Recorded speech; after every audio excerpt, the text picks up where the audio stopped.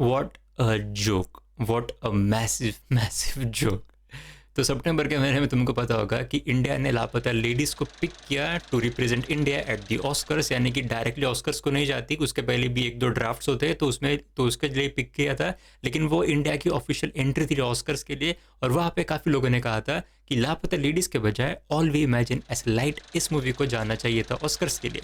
और फिर उसके बाद फिल्म फेडरेशन ऑफ इंडिया ने उनका ऑफिशियल स्टेटमेंट रिलीज़ किया कि क्यों उन्होंने रीजंस बताया कि क्यों उन्होंने लापता लेडीज़ को पिक किया instead of all we imagine a slide को। और उन्होंने जो रीजन दिया वो एक्चुअली ये था कि the jury said that they were watching a European film taking place in India, not an Indian film taking place in India. यानी कि उन्होंने कहा कि जब वो All we imagine a slide को देख रहे थे तब उन्हें लग रहा था कि वो कोई यूरोपियन फिल्म देख रहे हैं जो इंडिया में सेट है, ना कि कोई इंडियन फिल्म देख रहे हैं जो इंडिया में सेट है। अब मैंने फाइनली कल All we imagine a Light movie देखी और मैं तुम्हें दावे के साथ कह सकता हूँ कि मुझे तो बिल्कुल भी ऐसा नहीं लगा कि मैं कोई यूरोपियन मूवी देख रहा हूँ जो इंडिया में शूट करी गई है। इसलिए मैंने वीडियो की शुरुआत में कहा कि व्हाट अ जोक।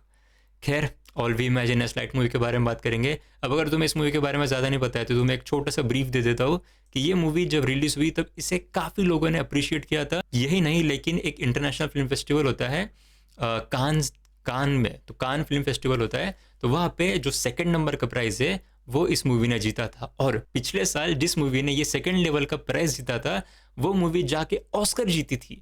और ये भी एक काफ़ी स्ट्रॉन्ग रीज़न था कि क्यों इंडिया में लोग बोल रहे थे कि ऑल वी इमेजिन इस लाइट को ऑस्कर के लिए इंडिया ने भेजना चाहिए था। लेकिन इसमें एक और ट्विस्ट है कि ये जो मूवी है All we imagine as Light, ये कम्प्लीटली इंडियन प्रोडक्शन नहीं है। इसे फ्रांस, इंडिया, नेदरलैंड्स, लग्जमबर्ग और इंडिया और इटली, इन सारे कंट्रीज ने मिलकर इस मूवी को प्रोड्यूस किया है। और मे बी ये भी एक रीज़न शायद से हो सकता है कि क्यों फिल्म फेडरेशन ऑफ इंडिया ने बोला कि नहीं, हम इसको नहीं भेजेंगे। लेकिन खैर, इस मूवी के बारे में बात करेंगे and let me tell you, इस वीडियो में हम स्पॉयलर्स के ऊपर भी बात करने वाले हैं, तो मूव अहेड विद कॉशन।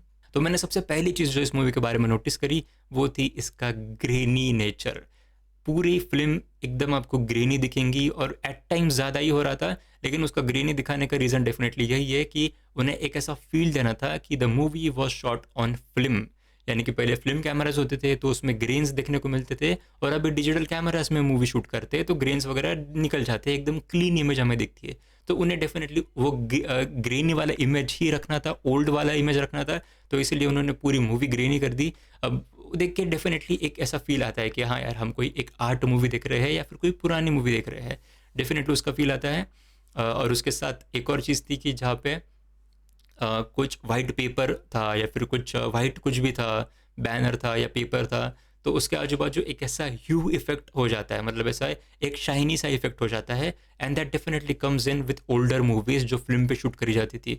वहाँ पे कभी अंधेरे में अगर तुम एक ऐसा वाइट पेपर रखोगे तो उसके आजू बाजू एक ऐसी लाइनिंग से आ जाती है, एक ऐसी बॉर्डर से आ जाती है, लाइटिंग आ जाती है कह सकते हो। तो हाँ, वो भी इसमें उन्होंने इम्प्लीमेंट किया। अब देखो, ये बेसिकली एक काफ़ी आर्ट फिल्म है, और ऐसी कोई स्ट्रीम लाइन या फिर ऐसी कोई एक जैसे लापता लेडीज़ का एग्जांपल ले लेंगे कि उसमें कैसा एक कहानी है दो लड़कियों की जो जो जिसका घूंघट के वजह से हस्बैंड वगैरह चेंज हो जाते हैं जो भी है, लेकिन उसमें कैसा एक सेंट्रल प्लॉट था, एक सेंट्रल कहानी थी। तो वैसा हम इस मूवी के बारे में इतना हद तक नहीं कह सकते क्योंकि ये डेफिनेटली एक ड्रामा फिल्म है और एक स्लाइस ऑफ लाइफ की कैटेगरी में भी आती है, क्योंकि इसमें हमें दिखाई जाती है कहानी दो नर्सेस की और कैसी उनकी कहानी चालू है मुंबई में। ये एक्चुअली दो मलयालम नर्सेस होते हैं लेकिन वो मुंबई में काम करते हैं। तो कैसे इनकी कहानी होती है कि कैसे इनकी लव लाइफ की कहानी होती है कि कैसे इनके स्ट्रगल होते हैं, एक नॉट मिडिल क्लास लेकिन बिलो मिडिल क्लास रहते हैं, तो वो उनकी कैसे स्ट्रगल रहते हैं मुंबई में वगैरह। तो उस सारे चीज़ को ये मूवी फॉलो करती है। तो बेसिकली कोई एक फन वाला या फिर कोई एंटरटेनिंग सा प्लॉट इस मूवी में नहीं है, लेकिन at the end of the day it is a movie which shows the life of two nurses, काफ़ी ग्राउंड लेवल से, काफ़ी ग्राउंड रियलिटी वाले लेवल से। और इस मूवी की एक और थीम थी कि इन अ सिटी लाइक मुंबई जहाँ पे इतनी ज़्यादा आबादी है कि कैसे ये मुंबई जैसी सिटी भी आपको लोनली फील हो सकती है।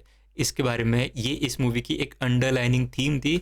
उसमें हमें दो नर्सेस की स्टोरी दिखाई जाती है जिनका नाम है प्रभा और अनु, और मुझे ऐसा लगा कि इन दोनों नर्सेस की कहानी जो है वो एक मदर और डॉटर की जैसी थी।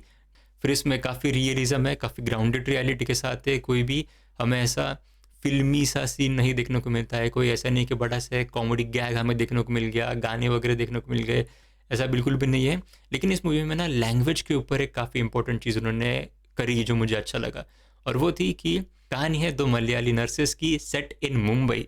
इसलिए वो मलयालम में बात करेंगे जब वो एक दूसरे के साथ बात कर रहे हैं, और वो हिंदी में बात करेंगे जब किसी हिंदी आदमी से वो बात कर रहे हैं। और इसी के साथ मैंने एक इंटरव्यू देखा था इस मूवी के राइटर और डायरेक्टर पायल कपाड़िया का। तो उन्होंने एक चीज़ मेंशन करी थी कि यही जो मैंने लैंग्वेज के बारे में बात करी, कि जब हम किसी भीड़ में वगैरह होते हो, तब आप किसी अपने क्लोज दोस्त के साथ हो या फिर कोई फैमिली मेम्बर के साथ हो जो अपनी एक अलग लैंग्वेज में बात करते हैं, तब उस भीड़ में जब तुम अपने अपने लैंग्वेज में बात करते हो तो वो एक काइंड ऑफ इंटीमेसी वाला माहौल हो जाता है इन अ क्राउडेड प्लेस।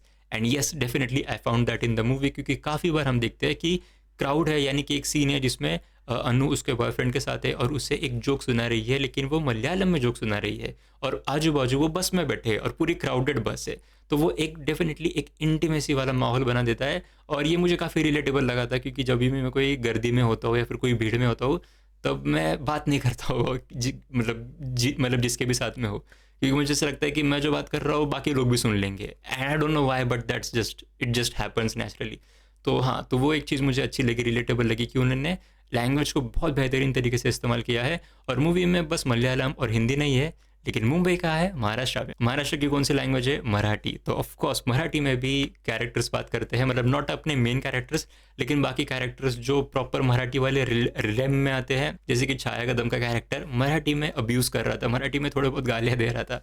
तो हाँ, वो एक जो लैंग्वेज के साथ उन्होंने करा वो मुझे काफ़ी अच्छा लगा। और all in all it's a movie about getting closure, जैसे कि प्रभा को भी एक क्लोजर मिल जाता है एंडिंग के सीन में, जहाँ पे वो उस आदमी को बचाती है, फिर बचाने के बाद उसका टेक केयर करती है, लेकिन वहाँ पे एक दादी आती है, उन्हें लगता है कि ये तो हस्बैंड वाइफ है। फिर इवेंचुअली शी इमेजिन्स एवरीथिंग कि हाँ यही मेरा हस्बैंड है।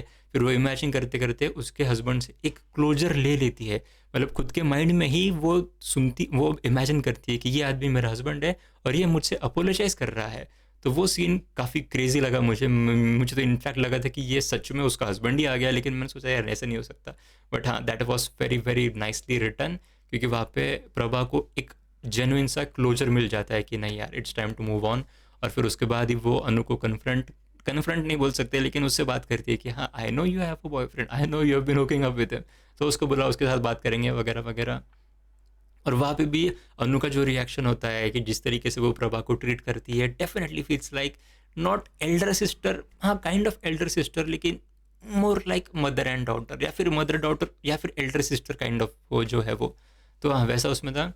तो basically it's not a movie जो अगर आप नॉर्मल एंटरटेनमेंट वैल्यू के लिए देख रहे हो, या फिर आप ऐसे मूवी को देख रहे हो जो जिसका एक डेफिनेटिव प्लॉट है, तो ना ऐसी ये आपके लिए मूवी नहीं है। लेकिन हाँ, अगर आप सिनेमा से प्यार करते हो, आपको ऐसे मूवीज़ देखना पसंद है जो ड्रामा, स्लाइस ऑफ लाइफ वैसे वाले रेम में आते हैं, तो हाँ डेफिनेटली आप इस मूवी को एंजॉय कर सकते हो। और बस यही था मुझे जो भी बात करनी थी, और तुम मेरे चैनल पे बाकी वीडियोज़ भी चेकआउट कर सकते हो। And as always, thank you so much for watching.